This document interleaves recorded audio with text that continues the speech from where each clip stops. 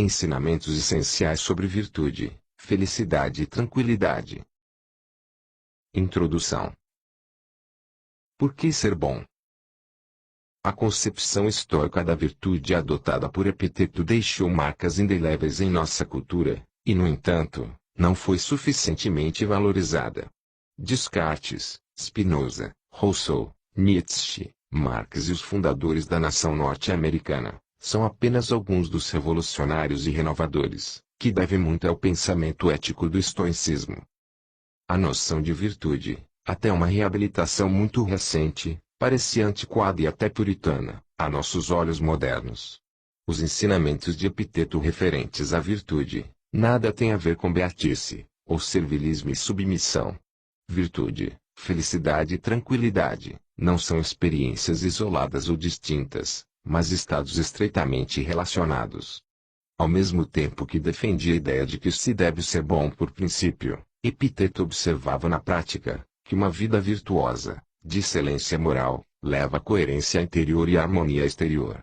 Há uma grande sensação de alívio em ser moralmente coerente, a alma é pacificada, e podemos então levar adiante as nossas atividades, de modo mais eficaz e proveitoso ou, como dizia Epiteto, sem impedimentos. A confusão interior e o próprio mal são fruto da ambiguidade.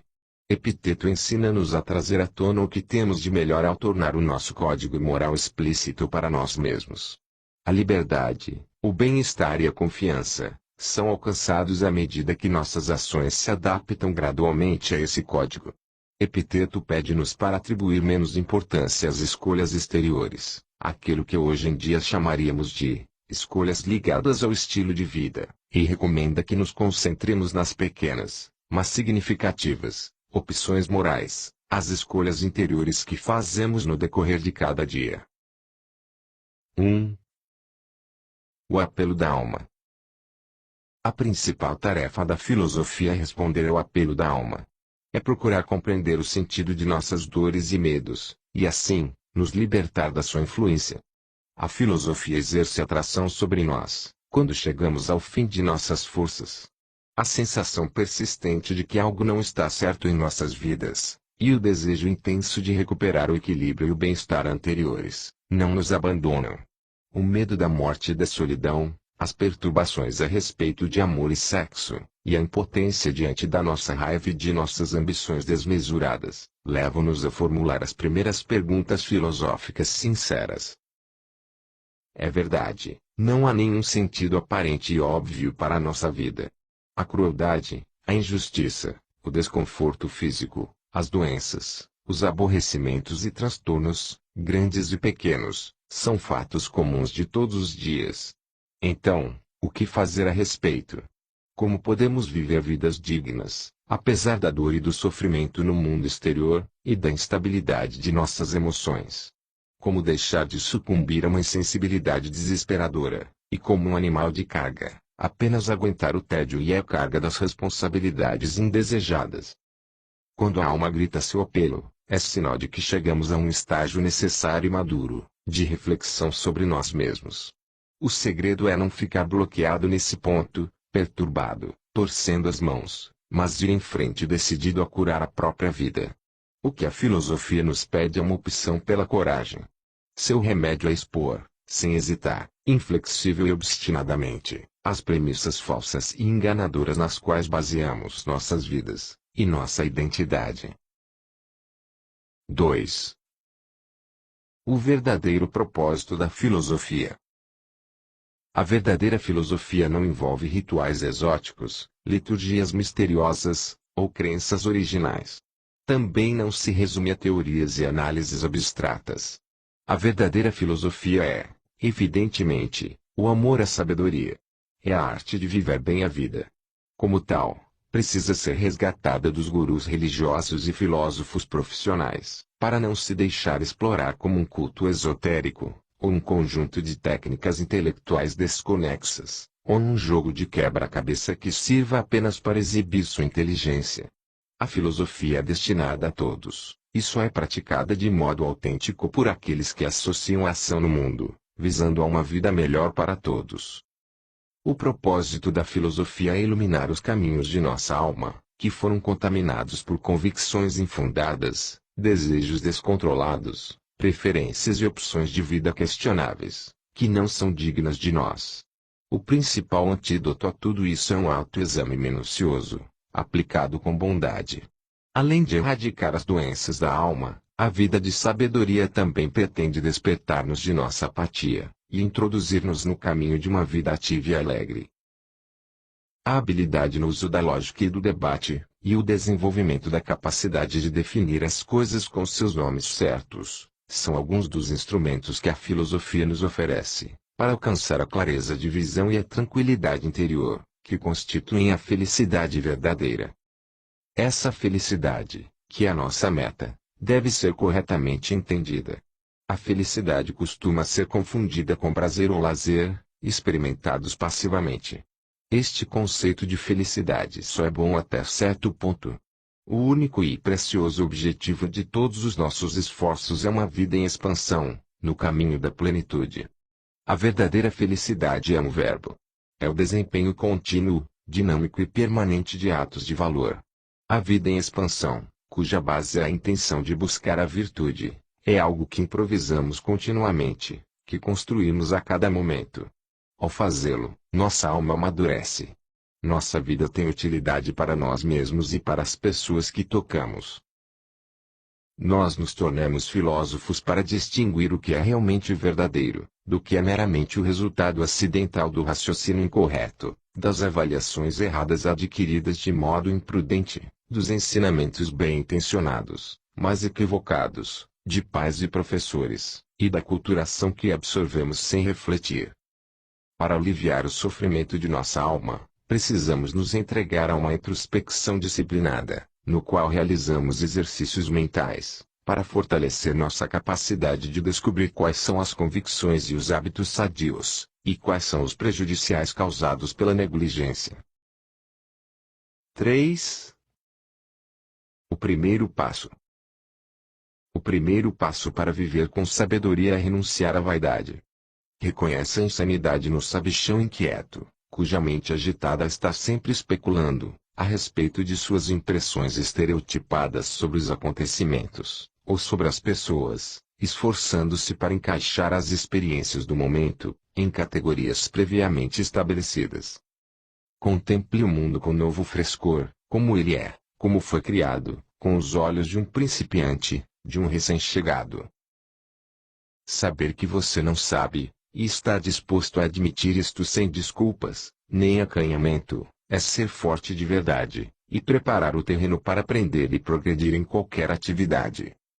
Os mais sábios reconhecem os limites naturais de nossa capacidade de conhecimento, e têm a coragem de preservar sua ingenuidade. Compreendem que todos nós sabemos muito pouco sobre qualquer coisa. Não existe qualquer conhecimento conclusivo, definitivo, sobre coisa alguma. Os sábios não confundem informações ou dados, por mais prodigiosos ou bem apresentados que sejam, com conhecimento abrangente ou sabedoria transcendente. Fazem, com enorme frequência, comentários como é mesmo. Quando percebemos como de fato sabemos pouco, nos iludimos com menos facilidade por pessoas muito falantes, envolventes, ou demagogas, e direcionamos melhor nossa curiosidade. Pois a curiosidade, viva e ativa, é um elemento característico de uma vida em expansão. A arrogância é a máscara mais banal da covardia. Mais grave ainda, é o maior empecilho para uma vida florescente. A clareza de pensamento e a presunção não podem coexistir logicamente. A humanidade não tem uma hierarquia social inerente a ela, apesar das aparências. Toda pessoa neste mundo é importante. Se você realmente quer ter paz de espírito, e bons resultados para seus esforços, deixe a presunção de lado. A presunção é como um portão de ferro. Não permite a entrada de novos conhecimentos, a expansão de possibilidades, nem as ideias construtivas. Ceder ao orgulho excessivo dos próprios conhecimentos, capacidade, ou experiências, procurando alcançar mais poder ou autoridade do que o devido, é fatal. O amor próprio exagerado não só faz os outros se afastarem, pois é insuportável ter um tolo arrogante por perto, como também leva à complacência, impedindo mudanças de rumo mais sadias. A pessoa fica sempre girando em círculos, pelos mesmos lugares conhecidos, cai sempre na mesma teia pegajosa. Nada de extraordinário ou prazeroso acontece. Pare de tagarelar como uma matraca. Observe o que está realmente acontecendo, não só o que você pensa estar acontecendo, ou gostaria que estivesse acontecendo. Olhe, e escute bem, o que se passa à sua volta. Para fazer bem qualquer coisa, você precisa ter a humildade de tropeçar, aqui e ali, de seguir seu faro, de se perder de vez em quando, de cometer erros elementares. Tenha coragem de tentar realizar alguma tarefa, encarando a possibilidade de realizá-la mal. As vidas medíocres são marcadas pelo temor de não parecer capaz, ao tentar algo de novo. As novas experiências servem para aprofundar nossas vidas, e promover o avanço para níveis de competência mais altos, e não para serem usadas pelos presunçosos, como suporte de seus pontos de vista, e conclusões previamente determinadas. Os conhecimentos importantes e a orientação pessoal estão onde menos se espera. Se você deseja encontrá-los, reconhecê-los e beneficiar-se deles quando vierem, trate de não se encher de empáfia e orgulho desmedidos. O legítimo sentimento de satisfação, por se alcançar um objetivo meritório e difícil de conquistar, não deve ser confundido com arrogância, que se caracteriza pela preocupação excessiva consigo mesmo, e a falta de interesse pelos sentimentos ou assuntos dos outros. 4. A vida em expansão depende da autossuficiência. Não é por meio de técnicas que se consegue ter uma vida florescente. Ninguém pode tapear a si mesmo usando truques para viver uma vida bem vivida.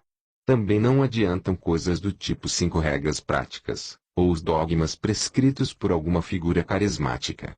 Ter uma vida em expansão depende da nossa resposta, da melhor maneira que pudermos, àquilo que cabe exclusivamente a nós. Viver uma vida extraordinária significa elevar nossa estatura moral, cultivando nosso caráter. Os despreparados ficam ruminando sobre o que acontece em suas vidas. Desperdiçam um tempo precioso, lamentando-se, ou desejando que as circunstâncias fossem diferentes. Se ao menos eu vivesse em uma casa melhor, ou em uma cidade melhor, tivesse outro marido, um emprego mais interessante, mais tempo para mim. Os moralmente preparados, em vez de se ressentirem, ou se esquivarem de sua verdadeira situação, e de seus deveres, sentem-se gratos por eles, e entregam-se inteiramente aos seus deveres para com a família, amigos, vizinhos e trabalho. Quando sucumbimos aos queixumes, diminuímos nossas possibilidades. A supervalorização do dinheiro, da posição social e da competição, envenena nossos relacionamentos pessoais. Não podemos ter uma vida florescente, enquanto não moderarmos nossos desejos, e constatarmos como eles são superficiais e passageiros. 5. O começo é difícil. Os primeiros passos no caminho da sabedoria são os mais estafantes, porque nossas almas fracas e teimosas detestam o esforço, sem garantia completa de recompensa, e o desconhecido. À medida que você progride, sua decisão se fortalece, e o aprimoramento pessoal torna-se progressivamente mais fácil. Aos poucos, na realidade, passa a ser até difícil deixar de fazer o que é melhor para você. O compromisso firme, e ao mesmo tempo paciente, de remover as crenças nocivas de nossas almas, confere-nos pouco a pouco a habilidade de ver, com mais clareza, através de nossos frágeis temores, de nossa desorientação nas questões amorosas, e de nossa falta de autocontrole. Paramos de nos esforçar para impressionar os outros. Um belo dia, percebemos com satisfação, que não estamos mais representando, para plateia alguma.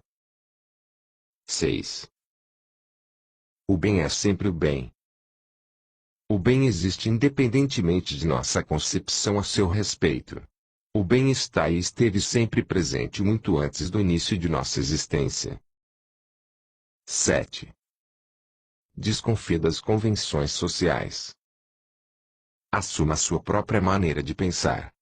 Desperte do entorpecimento causado pelos hábitos sem reflexão.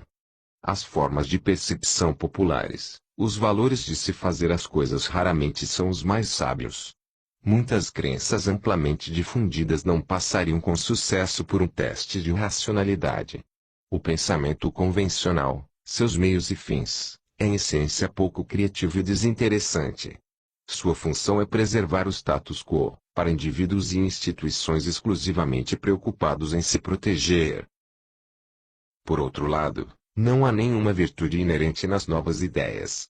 Julgue as ideias e oportunidades pelo que elas têm de revigorante, de vivificante. Dê seu apoio ao que promove o sentido de humanidade, de justiça, de crescimento benéfico, de bondade, de possibilidades positivas, e de proveito para a comunidade humana. Examine as coisas de acordo com a impressão que causam em sua própria mente. Considere objetivamente o que é dito pelos outros e depois estabeleça suas próprias convicções.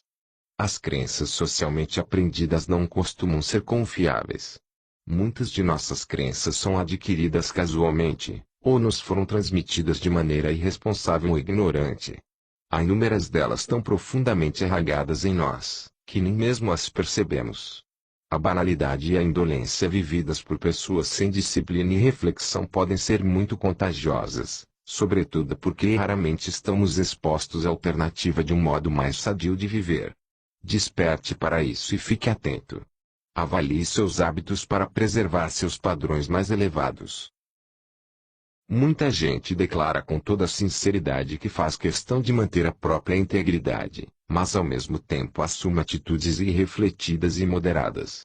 O procedimento dessas pessoas é vacilante, e elas sabotam seus esforços mais bem-intencionados por não enfrentarem sua verdade, nem articularem um código moral próprio e coerente, para pautar suas futuras ações.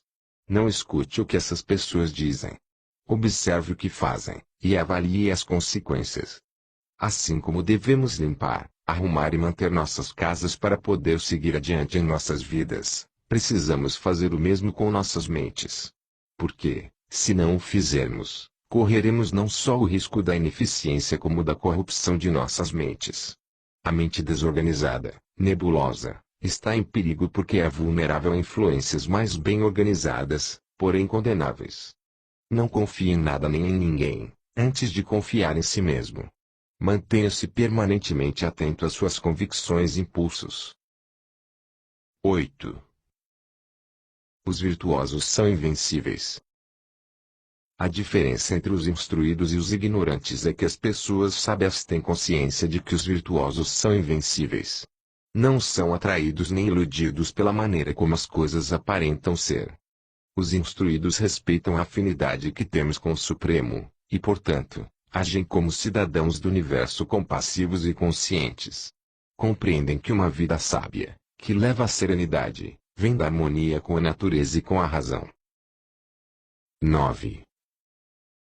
Seja um cidadão do mundo. Não podemos buscar nosso bem maior, sem necessariamente promover ao mesmo tempo o bem dos outros. Uma vida que se limita a interesses pessoais, não pode ser submetida a qualquer avaliação respeitável. Procurar o melhor em nós significa zelar ativamente pelo bem-estar dos outros seres humanos. Nosso contrato humano não se restringe às poucas pessoas, a quem nossos interesses estão mais intimamente ligados, ou às mais preeminentes, ricas, ou de educação aprimorada, mas abrange toda a imensa irmandade humana. Veja a si mesmo como cidadão de uma comunidade mundial, e haja de acordo com isso. 10. Considere seus mais profundos anseios como meros fatos. Considere seus anseios mais profundos e secretos, como se fossem apenas fatos, e verá como são frágeis e desatinados. Não é vergonha tentar alcançar o sucesso mundano, e normal. O problema não são as tentativas em si, mas a forma como você tenta, deixando que desejos e medos confusos e frenéticos alterem o seu discernimento. E você passa a supervalorizar o valor intrínseco de suas tentativas. Você acredita e confia nelas para lhe dar felicidade, confundindo dessa maneira os meios com os fins. Compreenda que, apesar de ser natural querer atingir tais objetivos, o sucesso ou o fracasso das tentativas não terá a menor relação com a sua verdadeira felicidade. 11. O uso correto dos livros. Não diga apenas que você leu muitos livros. Mostre que, por meio deles, você aprendeu a pensar melhor, a ser uma pessoa mais perspicaz e ponderada. Os livros são para a mente o que os pesos da ginástica são para o corpo. Os livros são muito úteis, mas seria um grave erro supor que alguém progrediu, apenas por conhecer o seu conteúdo. 12. Tenha cautela quando se relacionar com os outros. Quando você se relaciona socialmente com outras pessoas, podem acontecer duas coisas: ou você se adapta à maneira de ser delas, ou faz com que se adaptem à sua. É como encostar um pedaço de carvão apagado em outro que está em brasa, ou o primeiro apaga o segundo, ou este acende o primeiro. Como o risco é grande, seja prudente quando se envolver em relacionamentos pessoais, até mesmo, em especial, quando se tratar de relacionamentos casuais e despreocupados. A maioria de nós ainda não desenvolveu firmeza suficiente para direcionar os companheiros para o nosso próprio caminho, de modo que acabamos sendo levados pela multidão. Nossos valores e ideais ficam imprecisos e contaminados. Nossas resoluções se desestabilizam. É difícil resistir quando amigos ou companheiros começam a falar com muita segurança e ímpeto. Se somos pegos desprevenidos quando eles abordam assuntos pouco dignos, ficamos envolvidos pelo ritmo do ambiente social em que estamos. É da natureza da conversa que seus múltiplos significados, insinuações e motivações pessoais sucedam-se com tal rapidez que possam, de um momento para outro, desviar-se para direções não recomendáveis, aviltando todos os que dela participam. Sendo assim, enquanto os sentimentos sábios não se fixarem bem em você, transformando-se em instinto, e enquanto você não tiver adquirido uma certa capacidade de autodefesa, escolha com cuidado as suas companhias, e controle o rumo das conversas de que participar. 13. Perdoe muitas e muitas vezes. Em geral, todos nós fazemos o melhor que podemos. Quando alguém fala asperamente com você, não faz caso do que diz, comete o que parece ser um gesto desatencioso ou até mesmo uma ação indiscutivelmente má, diga a si mesmo: se eu fosse ele e tivesse passado pelas mesmas dificuldades, suportando os mesmos sofrimentos, vivido na mesma família, e assim por diante, provavelmente teria dito ou feito a mesma coisa. Não conhecemos as histórias que estão por trás das ações das pessoas, e por isso precisamos ser pacientes com os outros e não os julgar, reconhecendo os limites de nossa compreensão. Isto não significa fechar os olhos a atos nocivos, ou defender a ideia de que ações diferentes têm o mesmo peso moral. Quando as pessoas não agirem como você desejaria, exercite os músculos da sua boa índole, e dê de ombros dizendo a si mesmo: ora, tudo bem. E deixe passar. Procure, também, ser tão generoso consigo mesmo quanto possível. Não se compare com os outros, ou com o que você gostaria de ser. O aperfeiçoamento humano é um esforço gradual, em que se avança 2 passos e se recua 1. Perdoe os erros dos outros muitas e muitas vezes seguidas. É um gesto que promove o bem-estar interior. Perdoe a si mesmo muitas e muitas vezes. E tente agir melhor da próxima vez. 14. Os virtuosos são coerentes. Para viver uma vida de virtude, de excelência moral, você precisa tornar-se coerente, mesmo se isto não for conveniente, confortável, ou fácil. É indispensável que seus pensamentos, palavras e ações sejam consequentes. Este é um padrão mais elevado do que o comum. A maioria das pessoas quer ser boa, e tenta de alguma forma, ser boa, mas costuma ceder à lassidão, quando enfrenta um desafio moral. Sempre que seus pensamentos, palavras e ações formam uma trama perfeita, sem qualquer emenda, seus esforços encontram menos resistência, e fluem facilmente, eliminando temores e preocupações. Desse modo, é mais fácil buscar a excelência moral do que agir de maneira inconstante, ou de acordo com as sensações do momento. É só quando você se liberta das distrações causadas por prazeres superficiais ou ilusórios, e se dedica a seus legítimos deveres, que pode de fato, relaxar. Quando tem consciência de que fez o melhor possível, dentro das circunstâncias, seu coração fica realmente leve. Sua mente não precisa ficar dividida procurando desculpas, pensando em álibis, defendendo sua autoestima, sentindo culpa, ou remorso. Você pode, despreocupadamente, honestamente, seguir adiante, cuidar de outra coisa. Na verdade, é tão simples ser coerente. Se você diz que vai fazer algo, faça-o. Se começar alguma coisa, termine-a. Vá até o fim. 15. Confie em sua intuição em questões de ordem moral. Nascemos para a bondade essencial, dotados de intuição natural para distinguir o que é bom e digno, e o que não é. Esse potencial moral endêmico deve então ser treinado, deliberada e sistematicamente, para ser utilizado da melhor maneira possível na plena maturidade. É natural querer ser bem considerado pelos outros, mas aos poucos, você deve libertar-se dessa dependência da admiração, ou reverência, que as pessoas lhe prestam, ou que você acredita que elas lhe podem prestar. Não é a opinião dos outros que deve influenciar o seu julgamento sobre o que é certo ou errado. Na sorte ou na adversidade, o que importa são as boas intenções com que você realize seus atos, não os resultados deles, e o reconhecimento do valor deles pelos outros. Portanto, desvie a sua atenção daquilo que você acha que as outras pessoas estão pensando, e também dos resultados de suas próprias ações. Em vez disso, escute sua intuição natural para todas as questões de ordem moral, e siga fielmente. 16. Não tem raiva dos malfeitores. A reação instintiva das pessoas aos ladrões, aos bandidos e àqueles que procedem mal é a revolta e a vingança. Os malfeitores precisam ser compreendidos de maneira apropriada para que se molde uma reação correta ao seu comportamento.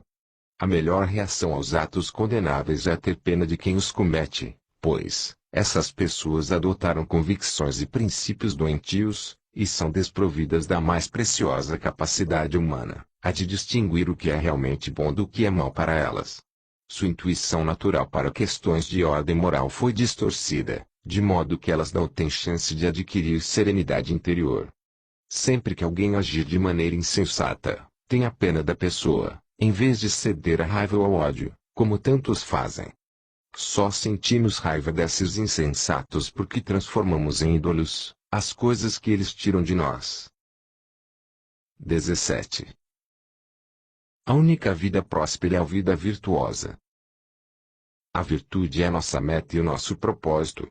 A virtude que leva à felicidade duradoura não é uma bondade que troca o serei bom para conseguir alguma coisa. A bondade em si por si é a prática e a recompensa. Bondade não é piedade ostensiva ou boas maneiras flagrantes. E uma sucessão de sutis reajustes de nosso caráter ao longo da vida inteira. Afinamos progressivamente nossos pensamentos, palavras e atos, como se fossem instrumentos musicais, para um desempenho mais sadio. A virtude é inerente a nossas intenções e atos, não aos resultados deles. Por que nos preocuparmos em ser bons? Ser bom é ser feliz, ser tranquilo e livre de inquietações. Quando você se empenha ativamente em requintar-se cada vez mais, abandone os hábitos preguiçosos de encobrir, ou procurar desculpas para as próprias atitudes. Em vez de sentir um fluxo constante de vergonha impregnando o fundo de sua alma, você faz sua vida avançar, utilizando as possibilidades criativas, daquele momento preciso que você está vivendo. Você começa a ocupar integralmente aquele momento, em vez de procurar escapar ou desejar que o que está acontecendo seja diferente. Você vive a sua vida de uma forma completa por estar, de fato, em cada um de seus momentos. A vida virtuosa considera como tesouros sua ação correta, sua fidelidade, sua honra, e sua decência. A virtude não é uma questão de graus, a virtude é um absoluto. 18. Busque o bem ardentemente. Busque o bem ardentemente. Porém, se suas forças escassearem, aceite o resultado e siga adiante. 19. O que é importante e o que não é. Este é o nosso problema. Muitas e muitas vezes perdemos a noção daquilo que é importante, e daquilo que não é. Ansiamos por coisas sobre as quais não temos nenhum controle, e não nos satisfazemos com as que estão ao nosso alcance.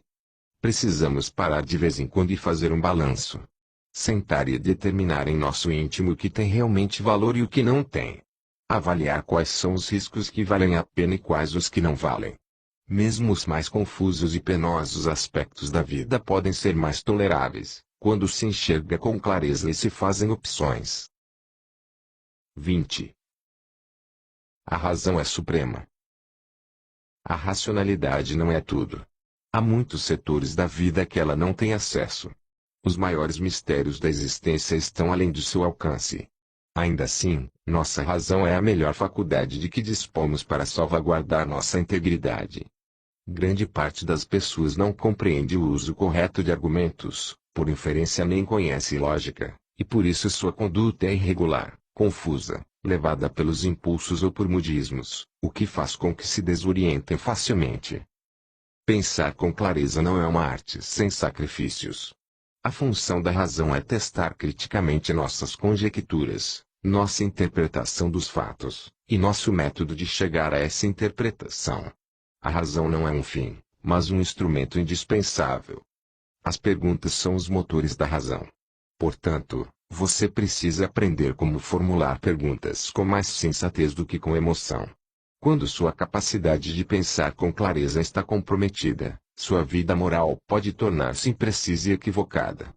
A razão é capaz de distinguir o erro da verdade, e uma verdade profunda, de uma verdade superficial. Os sinais que indicam bom raciocínio são a clareza, a coerência, o rigor, a precisão das definições e a ausência de ambiguidade. Exercite o quanto antes a sua capacidade de pensar com clareza, para poder entrar confiante em qualquer discussão complexa, e não ser confundido por ela. 21. Aprenda a curar a si próprio. Sua implacável perseguição da sabedoria adia o momento de possuí-la de fato. Deixe de correr atrás de tônicos e de novos mestres. O sábio, o livro, a dieta, ou a crença da moda não podem fazer você avançar na direção de uma vida em plenitude. Você pode renunciar às circunstâncias exteriores de uma vez por todas. Pratique a autossuficiência. Não seja um paciente maleável, dependente. Torne-se o médico de sua própria alma. 22. Mantenha o rumo, com bom ou mau tempo. Não importa o que esteja acontecendo a seu redor, faça o melhor que estiver ao seu alcance e aceite o resto como vier. 23. Seja grato. Pratique assumir uma atitude grata diante da vida e você será feliz. Se você enxerga de uma perspectiva ampla o que acontece com cada pessoa, e compreende a utilidade das coisas que acontecem, é apenas natural que dê graças ao Supremo, por tudo o que ocorre no mundo. 24. Nunca discuta assuntos importantes displicentemente. Tenha cuidado de não discutir displicentemente, sem seriedade, assuntos que são de grande importância para você, com pessoas que não são importantes para você. Agindo assim, o valor do conteúdo desses assuntos é esvaziado, e você debilita seus propósitos. Isto é especialmente arriscado durante os estágios iniciais de alguma tarefa ou compromisso. Certas pessoas banqueteiam-se como aves de rapina em nossas ideias. Sentem-se no direito de, com grande jovialidade, interpretar, julgar e distorcer à vontade aquilo que é fundamental para você, e com isso seu ânimo fica abalado. Deixe que suas ideias e planos amadureçam antes de exibi-los para os contestadores e depreciadores. A maioria das pessoas só sabe como reagir a uma ideia, atacando seus pontos fracos, e não identificando seus méritos potenciais. Procure ser mais reservado, para que seu entusiasmo não se dissipe. 25. O que nos faz realmente felizes? Todos os seres humanos querem ter uma vida feliz, mas muitos confundem os meios para obtê-la, por exemplo, riqueza e status, com a felicidade da vida em si. Essa focalização nos meios é equivocada, e afasta ainda mais as pessoas de uma vida feliz. O que realmente vale a pena são as atividades virtuosas que constroem uma vida feliz, não os recursos externos, que parecem ser capazes de promover a felicidade. 26. A força do hábito. Todo hábito ou capacidade é mantido e desenvolvido por suas atividades correspondentes. O hábito de caminhar nos faz caminhar melhor. A corrida regular transforma-nos em melhores corredores. O mesmo acontece com a nossa alma. Sempre que você se zanga, ou fica com raiva, mais aumentam a sua zanga, e a sua raiva. Você intensifica um hábito, e coloca a lenha na fogueira. Se você não quer ter mau gênio, não alimente o hábito. Não contribua com aquilo que possa intensificá-lo. Procure acalmar-se assim que puder, e verifique os dias em que você não se zangou. Eu costumava ficar com raiva todos os dias. Agora fico um dia sim, outro não. Depois, de 3 em 3, ou de 4 em 4 dias. Com o passar do tempo, o hábito vai se enfraquecendo, e acaba sendo substituído por reações mais sábias. 27. Zele por este momento. Zele com o maior cuidado e interesse por este momento. Entregue-se inteiramente às suas particularidades. Mostre-se sensível a esta pessoa, a este desafio, a esta tarefa. Abandone as evasivas. Pare de criar dificuldades desnecessárias para si mesmo. Está na hora de realmente viver. De habitar integralmente a situação em que você se encontra agora. Você não é apenas um espectador desinteressado. Participe. Empenhe-se. Respeite a sua parceria com a providência.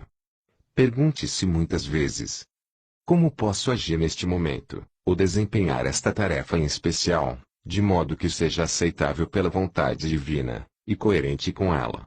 Preste atenção na resposta e entre em ação. Mesmo quando suas portas estão fechadas e seu quarto está às escuras, você não se encontra sozinho. A vontade da natureza está dentro de você, da mesma forma que o seu caráter natural. Escute as propostas deles. Siga as suas instruções. No que diz respeito à arte de viver, o material é a sua própria vida. Não se pode criar grandes coisas de uma hora para outra. É preciso tempo. Dê o melhor de si, e seja sempre bom. Fim.